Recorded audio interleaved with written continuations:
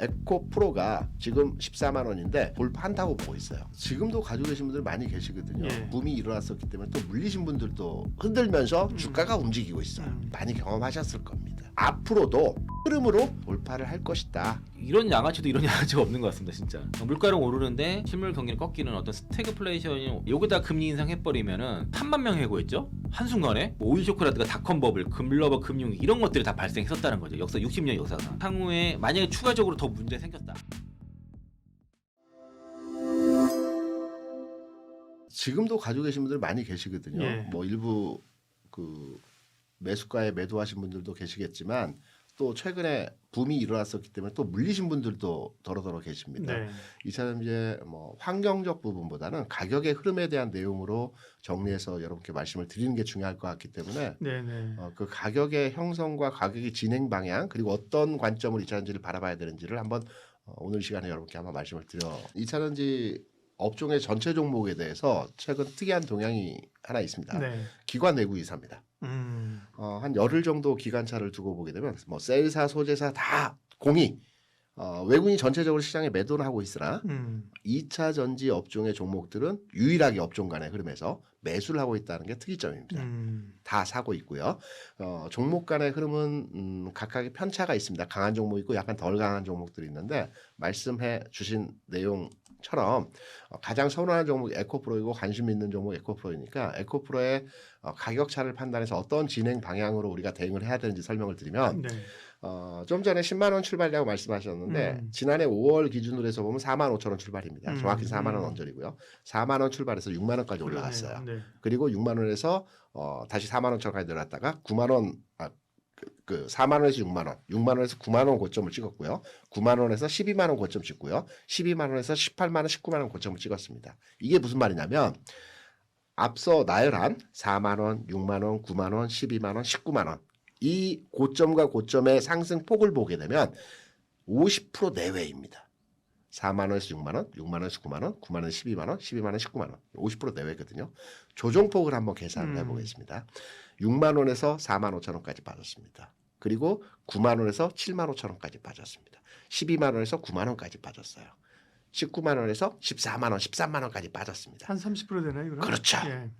일정 구간에서의 상승폭과 일정 구간에서의 조정폭을 계속 흔들면서 주가가 움직이고 있어요. 이게 지난해 5월부터 최근 10개월까지의 2차전지의 대표 종목인 에코프로의 주가 움직입니다. 다른 종목들도 편차는 좀 다르겠으나 대부분 비슷한 형태로의 흐름이 진행되고 있어요.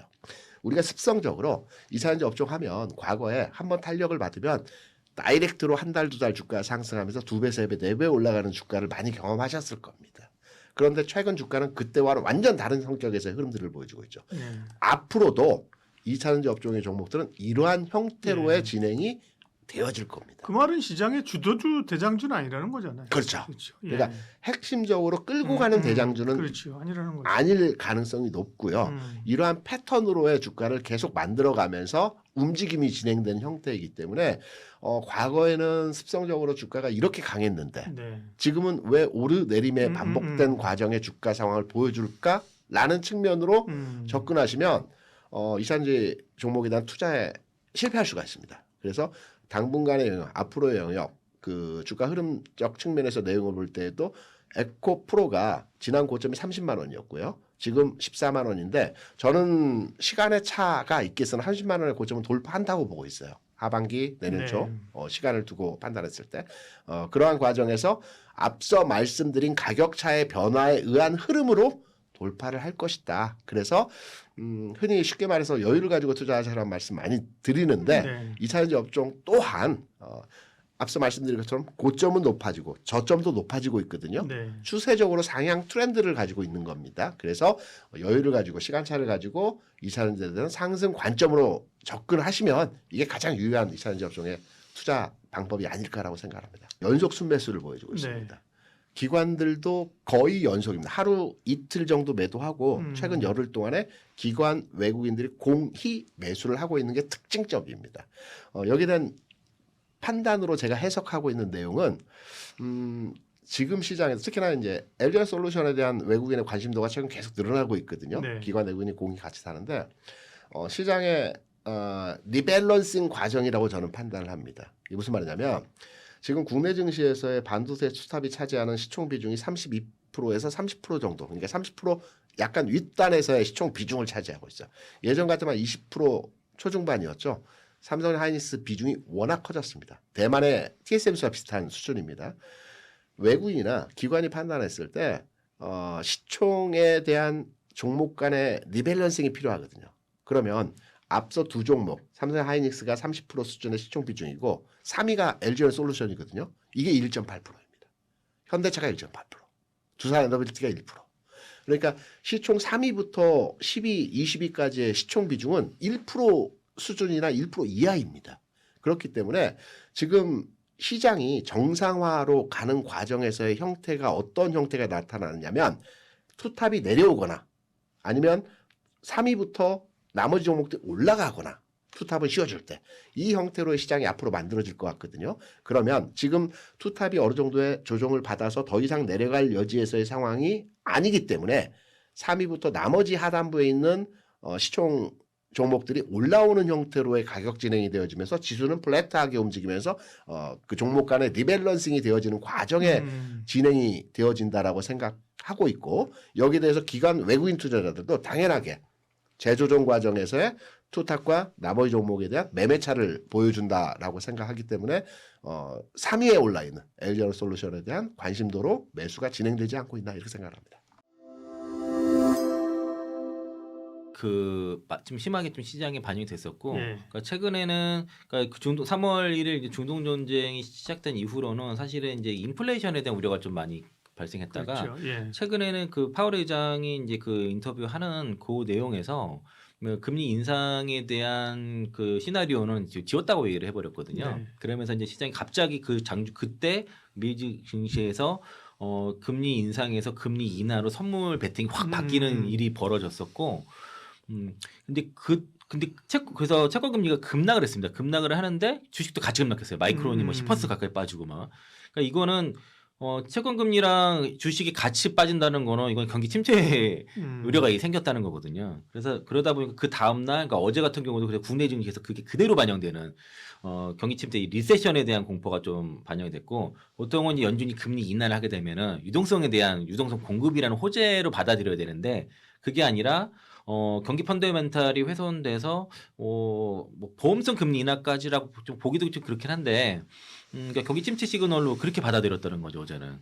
그래서 이제 지금은 이제 그 증시 하락이 계속 이제 그 뭐 브렌트 $110 돌파하고 오늘 좀 다행히 이제 $100, 아까는 $100 밑에까지 떨어졌다 다시 $100 위로 올라왔는데, 브렌트유가 급등하고 뭐 채권 금리도 막 4.4% 넘어가고 4.5% 육박하는 이런 상황이 벌려다 보니까 물가는 오르는데 실물 경기는 꺾이는 어떤 스태그플레이션이 오지 않냐, 이런 좀 공포도 있었던 거거든요. 시장에서는 그게 이제 뭐 모든 투자자들이 다 그 공포를 느꼈다기보다 그게 프라이싱을 했다는 거죠. 그래서 이제 가계 구매력이 저하되고 기업의 마진에 대한 압박을 받는 그런 이제 문제 생겼고, 실제로 어제 이제 그 1,530원을 환율이 넘어갔었단 말이에요. 그러다 보니까 글로벌 자금들의 극단적인 그 리스크 오프 현상이 좀 나타났었던 거죠. 특히 우리나라 증시에서 우리나라는 이제 어쨌든 수출 의존도가 높고 경기 되게 민감한 산업들이 많다 보니까 또 환율이 튀니까 환차성 우려가 되고 외국인들은 대거 이제 투매가 나오고 투매가 부르는 그런 현상이 나타났던 것이고요. 그래서 이제 이런 그 고유가 고환율 그러면서 시장 실물 침체 이런 악순환이 실제 일어나서 그런 게 아니라 선반영을 해버리는 겁니다. 이게 계속 그러면서 이제 계속 이런 공포가 시장을 구조적으로 계속 자산 가격에 반영하는 그 프라이싱 인이 계속 됐던 것이고, 연준의 스탠스가 바뀐 거예요. 그래가지고 순간 그러니까 왜냐면 물가를 통제하는 것보다 노동시장 방어, 이 경기 침체를 차단하는데 스탠스가 바뀐 거죠. 왜 그러냐면 중동 전쟁 때문에 유가가 올랐는데 여기다 금리 인상해버리면은 당연히 그러니까 지정학적 금리 해도 지정학적 리스크를 해소하는 것도 아니고 또 원유의 생산량도 늘 수 있는 게 아니잖아요. 그러니까 이제 연준이 해결할 수 있는 게 아닌 거 이번 물가는. 실제로 파월이 얘기했잖아요. 뭐 네. 공급 사이드는 거죠. 네, 그렇게 얘기를 했단 말이죠. 통화 정책으로 할 수 없다. 네, 그러니까 물가 통제와 노동시장 방어에서는 지금은 연준은 경기 침체 차단을 선택한 거죠. 그러니까 인플레이션인 거는 이렇게 왔다 갔다 한단 말이에요. 그런데 어떨 땐 올라갔다 떨어졌다 이렇게 하는데 이 노동 시장이 한번 무너지면은 이 고용 침체의 비각성으로 이게 더 빠르게 그 냉각이 좀 되는 거죠. 그러니까 공급 충격 앞에서는 이런 공급 측면에서 인플레이션에서 연준의 그 통화 정책은 무력화된다는 겁니다. 의미가 없고 그럼 고용 침체에 대한 그 우려 더 크기 때문에 이게 이제 그 눈덩이 효과라고 그러잖아요. 해고를 하게 되면 추가 해고. 네. 오늘 오라클이 오늘 3만 명 해고했죠. 한순간에 이메일 하나 뜩 보냈다 그러더라고요. 이런 식이에요. 이게 계속 눈덩이 효과 가속화가 발생을 하기 때문에 이걸 막아야 될. 그래서 선제적인 그 보험성 금리 인하가 필요한 거고 실제로 신규 채용의 둔화 조짐 보이고 있습니다. 지금 미국에서. 그래서 이제 최근 그래서 지금 금융시장에서 6월달 금리 인하까지 지금 베팅이 좀 들어오고 원래 며칠 전만 해도 그 12월달에 금리 인상 가능성이 높다가 싹 없어지고 이제 6월달 금리 인하까지도 좀 나타난 거죠.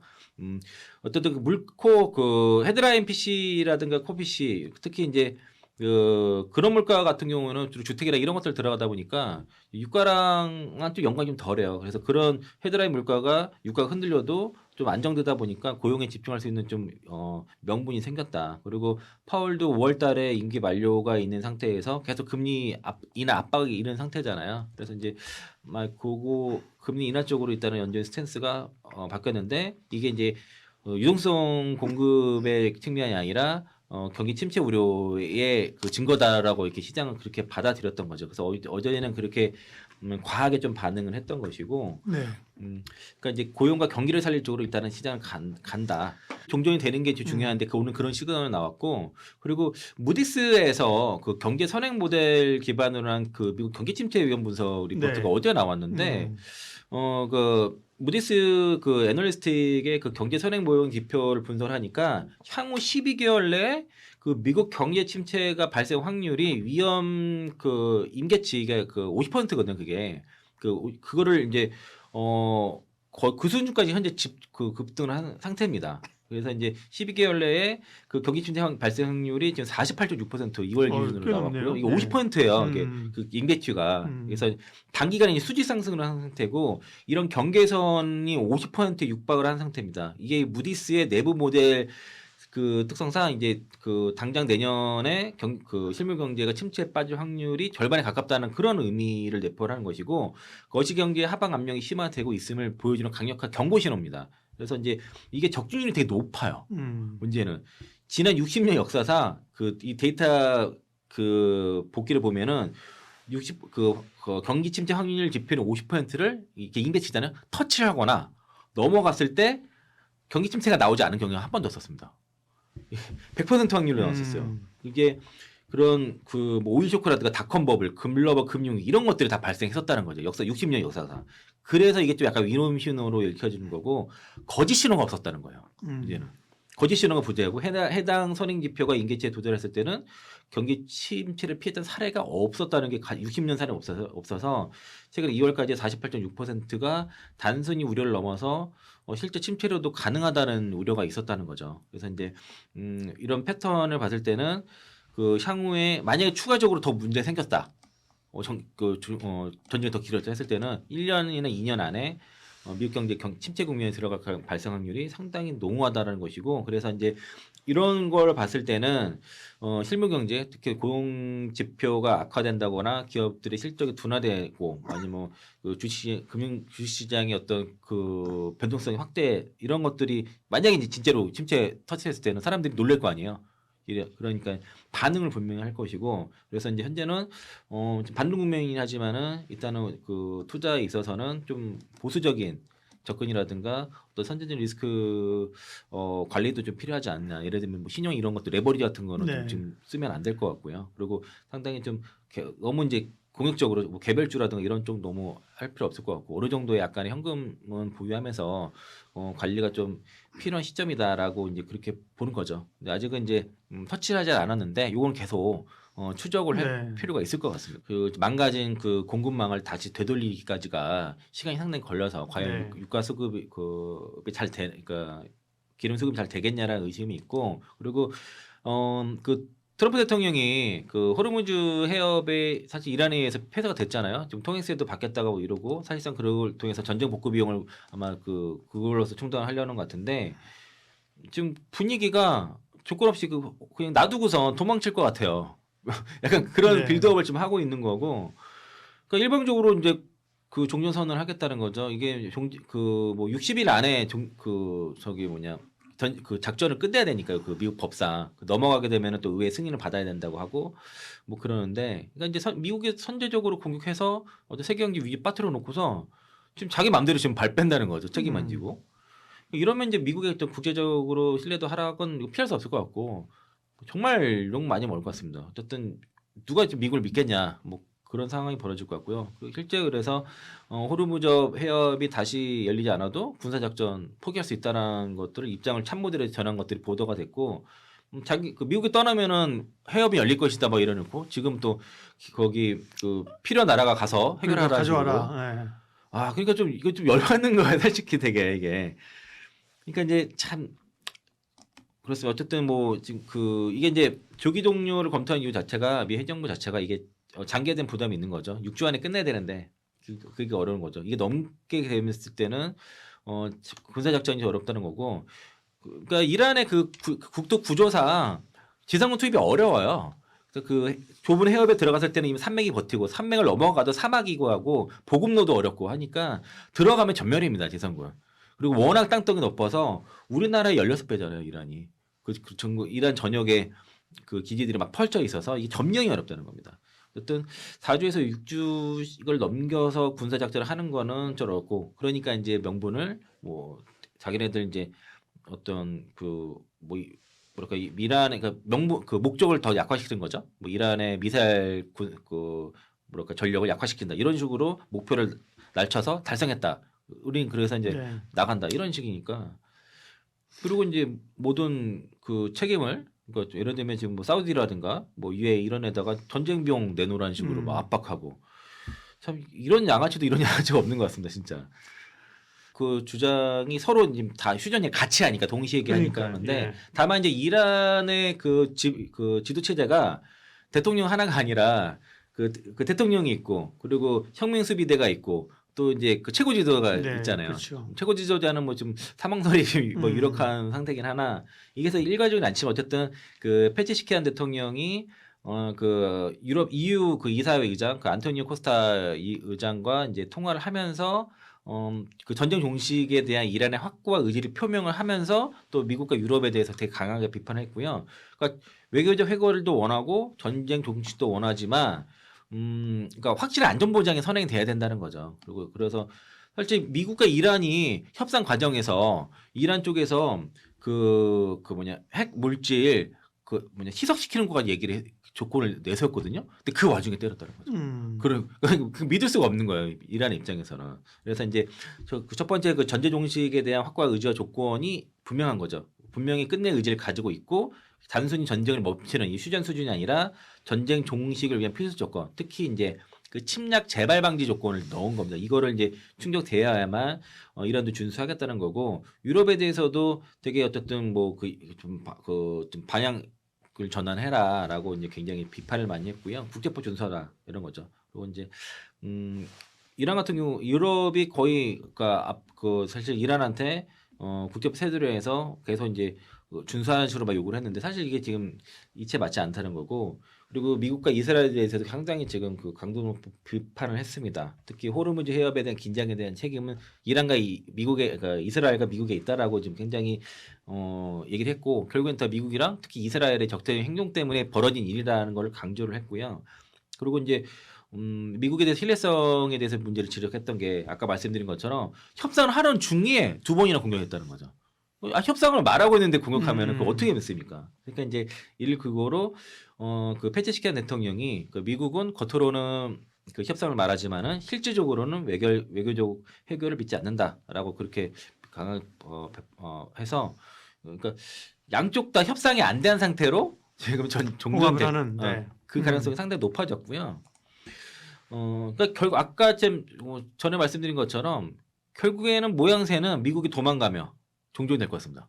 그런 분위기예요. 그래서 여러 가지 지금 빌드업을 지금 친 상태고 트럼프 행정부 자체가 군사 충돌을 장기할 의지가 일단 없어요. 현재는 보니까 더 길게 싸울 생각이 없고 프랑스라든가 동맹국들이 협조 안 하잖아요. 그러면 계속 비용을 부담해야 되는데 그러면은 지금 채권 발행이나 이런 걸 해야 되는데 미국 입장에서는 그게 또 부담되고 금리 틀린 것도 문제가 되니까 뭐 그렇게 못 한다는 거죠. 그래서 이제 자기 맘대로 성과 조기 종전 선언하고 성과를 부과할 거라는 거고 그리고 그러면서 이란한테는 계속 협상 강력해야 된다 막 이런 식으로 압박하는 거죠. 일단은 이 전쟁에 우리는 뭐 호르무즈 해협 건너는 원유가 우리한테 오질 않는데 이거 필요한 나라들이 안 도와주니까 우리가 그러면은 미국 우선주의 원칙에 따라서 타국을 돕지 않는 게 타국이 돕지 않는 전쟁에 미국만 피를 흘리지 않겠다 이런 거고요.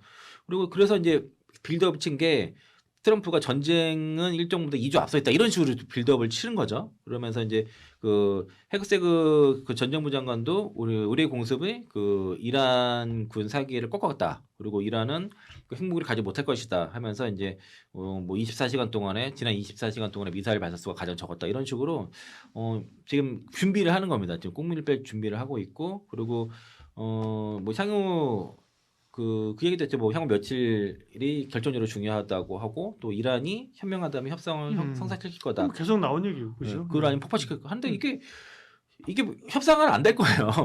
그래서 이제 협상 무력을 어떤 협박을 통해서 무력을 지렛대로 해서 빠른 협상을 종료를 하지만 협상은 안 된 상태에서 그냥 나가 수순할 거고 아마 내일 우리나라 시각 10시 아침 10시인데 그런 지금 빌드업을 친 게 아닌가라고 해서 오늘 보면은 삼성전자 장중에 19만 원 좀 넘어갔었고 하이닉스 90만 원 넘어갔었고 뭐 현대차도 49만 원 그러니까 이제 뭐 13% 15% 막 이렇게 올라갔었잖아요. 그러니까 동시 효과 때 좀 밀렸지만은 후반에 더 강했던 것들이 이런 소식 나오면서 종전 수순으로 갈 거에 대해서 직장 배팅이 나왔던 거고 그러니까 제가 아까 뭐 1부나 2부에서 말씀드린 거에 금리 발작이라든가 이런 경기 침체 우려를 좀 빠르게 해소시키려면은 종전밖에 없어요. 어떤 이게 아무리 뭐 펀드멘트 어쩌고 다 해도 이 해결이 안 되면 그렇죠. 답이 없는 거예요. 뭐 바라는 거는 그냥 종전인 거죠. 휴전도 아니고 종전이에요. 종전을 바라서 종전 얘기가 나오니까 급반등을 해버리는 겁니다. 그게 이제 그래서 이제 일단은 종전으로 가는 수순이고 일단 내일 트럼프의 발언 너무나 중요할 것 같고 이게 이 수순을 간다고 하면은 일단은 시장은 안정을 취할 것 같다. 네. 네, 그래서 이제 당장은 그것만 그러니까 말만 바꾸지 않고 종전으로만 가는 게 그러니까 종전으로 안 가면 문제 되는데 간다 그러면은 당장은 좀 안심하자라고 말씀드리겠습니다.